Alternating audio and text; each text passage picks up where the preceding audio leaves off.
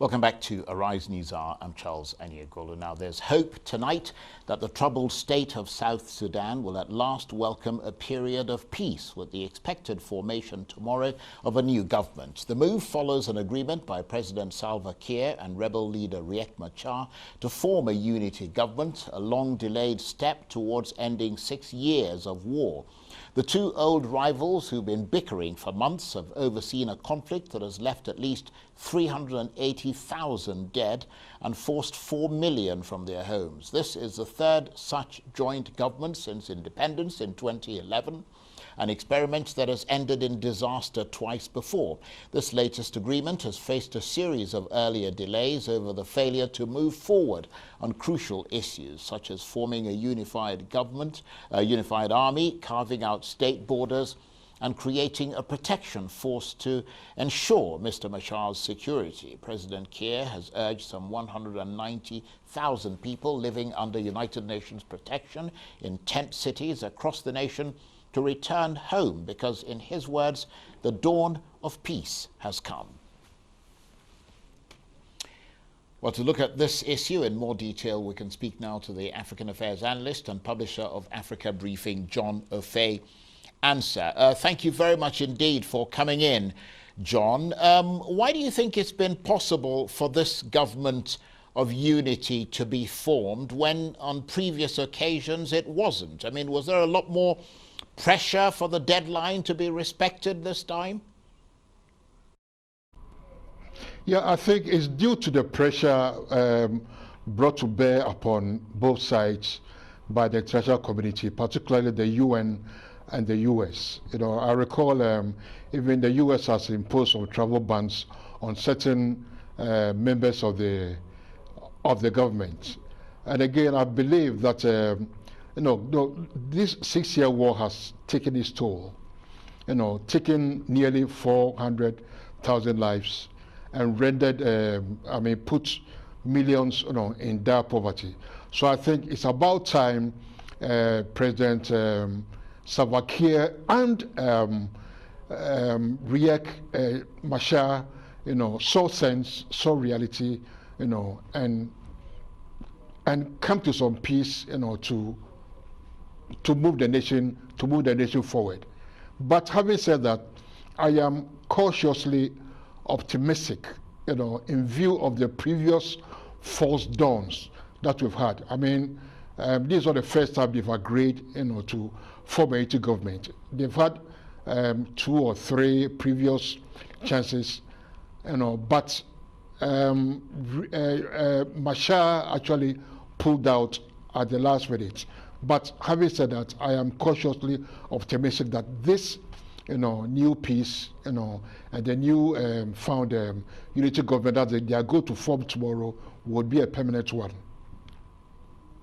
So, despite the doubts that you have about Salva Kiir and Riek Machar being able to work together, this is a significant moment, is it? It is significant. I mean, I must concede. But having said this, we've used this word previous occasions, about 2 or 3 previous occasions when we said that, look, this new peace deal is significant. So I'll repeat that, look, I am cautiously optimistic.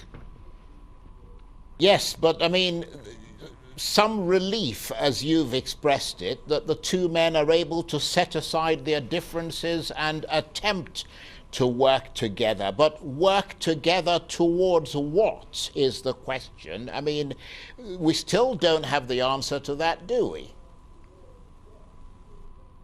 Yes, in fact, one point I'd like to make is that it is significant, that Riek Machar actually was in Juba to meet with President Kiir, to sort of sign or agree on this deal, as opposed to previous occasions when Riek Machar actually stayed away in exile, right, and never even bothered to go to Juba. So this is, in my opinion, this is what makes it significant.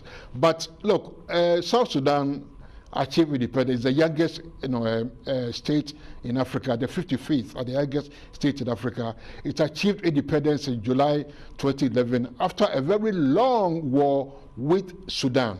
Okay, so agreeing this peace deal and agreeing to form a unity government, it bodes well for the country because it is oil rich, okay, and the people are suffering. Like I said earlier on, the war has claimed 380 lives and put millions in poverty.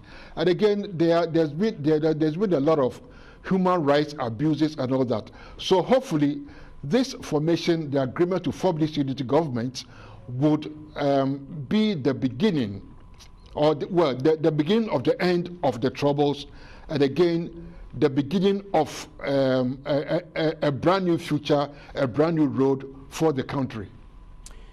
And I believe you meant to say 380,000 there, John, rather than 380. But of course, worth keeping in mind that it's not just the forces, because I mean, they've been fighting between the two sides that are loyal to Salva Kiir and Riek Machar. There are also a lot of other actors as well who are supposed to join the unity government, and some who are still outside the framework of the current agreement and who still have their grievances, and they're sort of loyal fighters and who potentially are still in a position to resort to violence if they don't think things are going their way.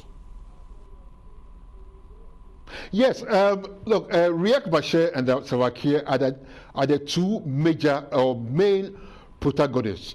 So if they've agreed to a peace deal, and again agree to form a unity government, I think it will be the template for the smaller groups that you mentioned, to come into the fold to make for a lasting peace. So, I mean, is there enough pragmatism and enough flexibility this time to bring in those rebels who want to come in, perhaps expand the unity government to include those people? Is there the general desire to get people on board?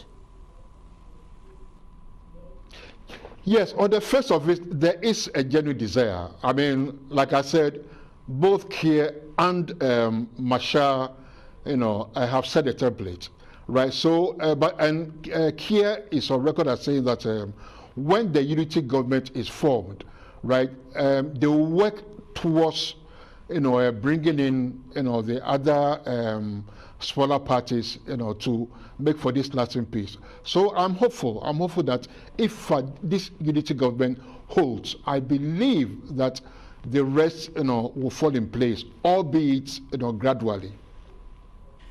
Okay, John, thank you very much indeed. John Ofei Ansah, the African Affairs analyst and publisher of Africa Briefing there.